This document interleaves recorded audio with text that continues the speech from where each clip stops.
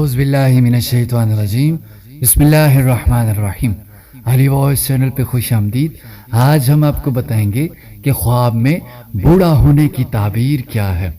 حضرت ابن سیرین رحمۃ اللہ علیہ فرماتے ہیں کہ خواب میں اگر کوئی شخص دیکھے کہ بوڑھا ہو گیا ہے اور اس کے بال سفید ہو گئے ہیں تو دلیل ہے کہ عزت اور رتبہ پائے گا، اور اگر نامعلوم بوڑھے کو دیکھے کہ خوش اور خرم ہے تو دلیل ہے کہ کسی دوست سے اس کی مرادیں پوری ہوں گی اور غم سے نجات پائے گا، اور اگر کسی معلوم بوڑھے کو خواب میں دیکھے کہ خرم اور شاد ہے تو دلیل ہے کہ اس سے کوئی چیز ملے گی، اور اگر